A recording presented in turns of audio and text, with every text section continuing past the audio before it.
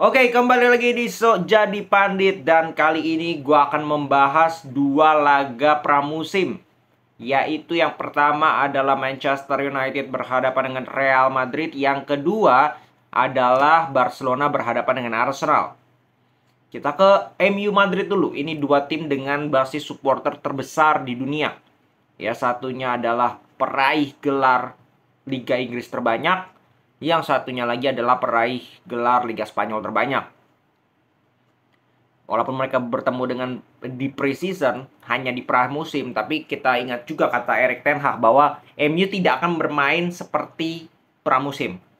Ya, MU tidak akan bermain seperti pramusim. Mereka akan total di setiap pertandingan pramusim yang mereka jalani. Sejauh ini mereka sudah ada, ini laga keempat. Lawan Lyon menang, lawan Arsenal menang, lawan Leeds mereka juga menang. Ini laga keempat. Lawan Wrexham kemarin gue nggak hitung karena pemainnya beda 180 derajat. Nah, ini laga keempat ya bagi Erik ten Hag. Sedangkan Real Madrid ini baru laga kedua mereka pramusim. Laga pertamanya mereka kemarin lawan AC Milan mereka menang 3-2.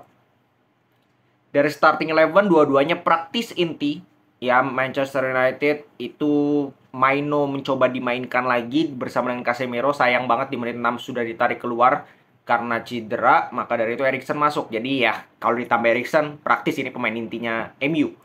Dengan Bruno di kanan, Mason Mount di belakangnya Rashford.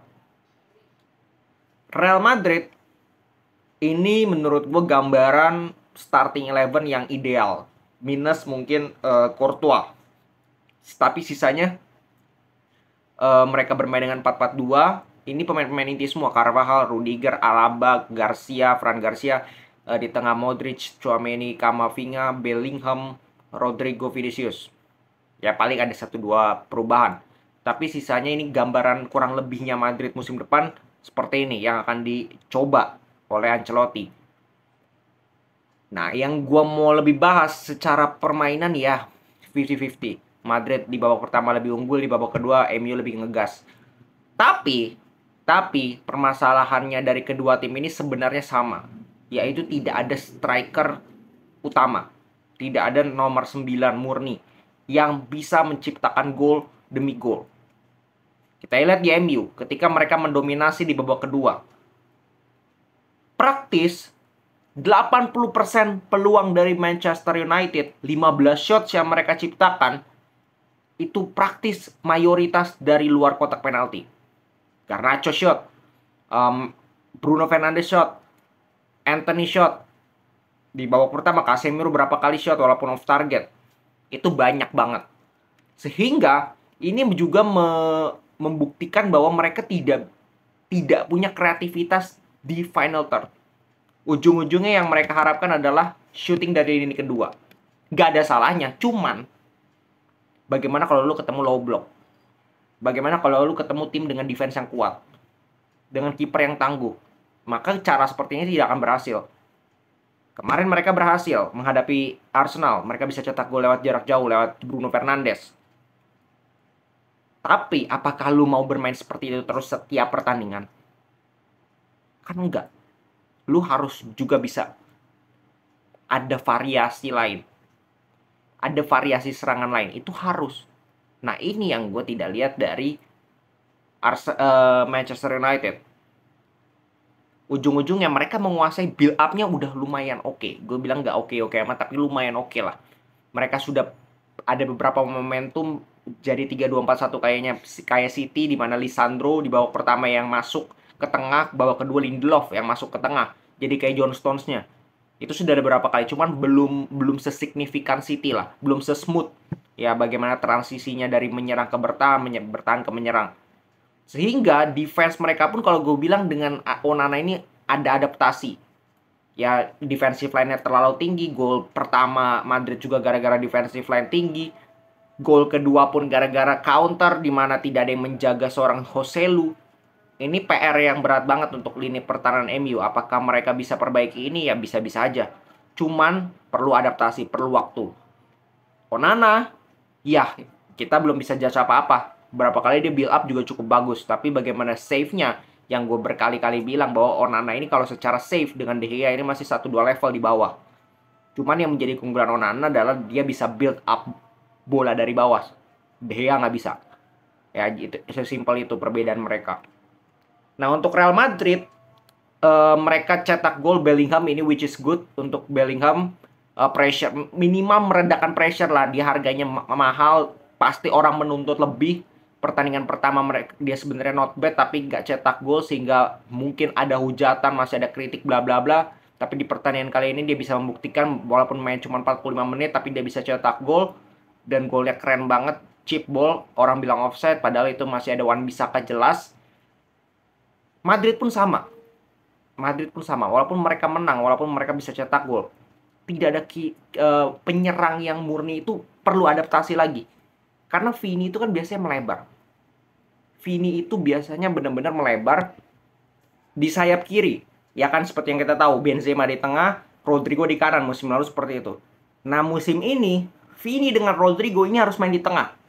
Sehingga Vini berapa kali jemput bola ke tengah, atau dia menjadi pemain yang harus mengatur serangan juga. Sehingga memberikan space untuk Carvajal dan Fran Garcia untuk overlap. Itu sistemnya Madrid musim baru ini dengan formasi baru 4-4-2. Ini menurut gue juga butuh adaptasi. Karena kelihatan Vini 2 pertandingan, kalau gue bilang, walaupun dia cetak gol keren kemarin pada saat melawan AC Milan, mainnya amburadul.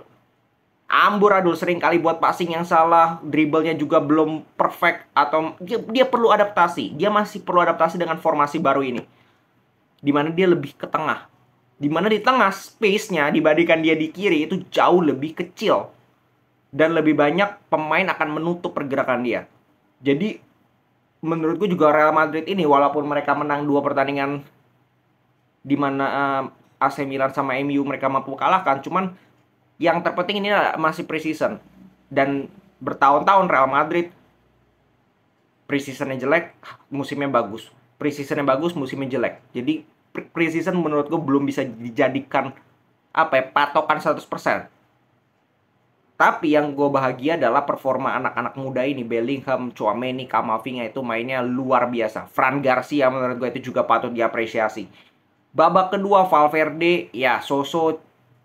Joselu, walaupun ini pemain yang ya bisa dibilang gue juga nggak yakin dia jadi starter, mungkin super sub ketika Madrid.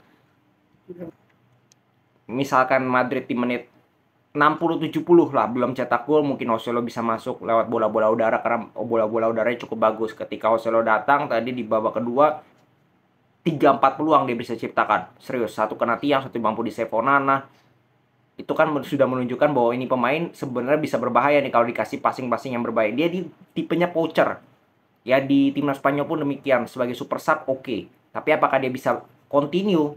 Itu yang menjadi problem, menjadi tanda tanya besar. Makanya Madrid sebenarnya masih butuh striker. Cuman kan Madrid ngincernya Mbappe. Ya, kita lihat. Kalau Mbappe tidak datang musim ini, ya Madrid akan bermain dengan kapasitas pemain yang ada. Seadanya. Ya, Rodrigo, Vinicius, belum ada Güler, Brahim Diaz, dan juga si Joselu. Ya, itu untuk Madrid dan juga MU. Skor nggak begitu penting menurut gue. Yang penting bagaimana kedua tim ini bisa mencoba-coba strategi mereka, lebih mengklopkan lah chemistry pemain dengan pemain lainnya, dan juga dengan strategi, itu yang terpenting. Dan gak ada yang cedera, karena tadi cukup keras ya. Lisandro itu sebenarnya nggak perlu, dari lawan Arsenal dia terlalu keras. Tapi untungnya nggak ada yang cedera kecuali Maino. Semoga Maino juga nggak terlalu berat lah cederanya. Terus kita ke Arsenal Barcelona. Ini gue nonton juga, cuman nggak banyak yang bisa dibahas ya, karena ini 2 tim yang masih sangat raw. Arsenal sudah menjalani preseason keempat, ini lawan Barcelona lebih kelihatan lebih matang memang. Sedangkan Barcelona ini baru pertandingan pertama. Kita nggak bisa judge Barcelona walaupun mereka kalah 5-3. Tapi ini baru pertandingan pertama mereka. Kelihatan masih 11 pemain yang berbeda di babak pertama, 11 pemain berbeda di babak kedua. Jadi Xavi pun masih mencari-cari starting 11 terbaik dari Barcelona. Dan ya gue nggak bisa nilai apa-apa. Yang gue bisa nilai mungkin pertahanan dua-duanya ini menurut gue rapuh. Lalu kebobolan 5, lalu kebobolan 3, ada yang salah dari lini pertahanan lo. Sesimpel itu. Ya mau sebagus apapun penyerang, tapi kalau defense-nya bagus, nggak bakal kebobolan 3, nggak bakal kebobolan 5.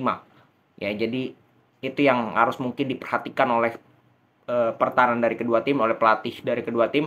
Arsenal boleh cetak 5 gol tapi kebobolan 3, itu juga something wrong. Bahkan 2 kali tiang tadi Dembele dengan si Balde.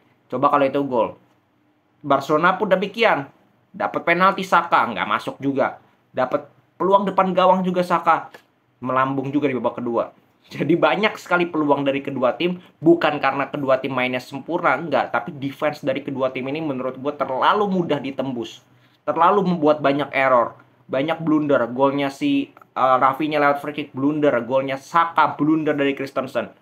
Ya jadi maklum lah kalau gue bilang ini masih pre-season. Kita lihat nanti masuk musim baru apakah masih sama atau sudah lebih baik. Itu yang jauh lebih penting. Yang jelas pre-season ini tujuannya apa? Kita harus ingat.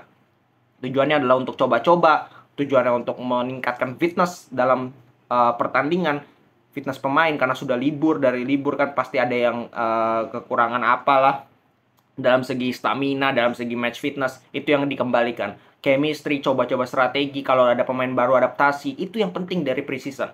Jadi mau menang 1000-0, menurut gua nggak begitu penting. Lu di preseason mau sebagus apapun, kalau di musimnya jelek ya tetap aja lu akan dicap sebagai tim yang jelek. Ya preseason cocok untuk mempersiapkan tim bermain untuk season.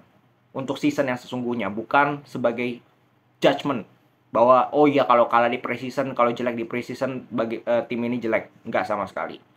Oke, segitu dulu. Mungkin gua akan update kalau ada big match lainnya di preseason selanjutnya. Salam sepak bola.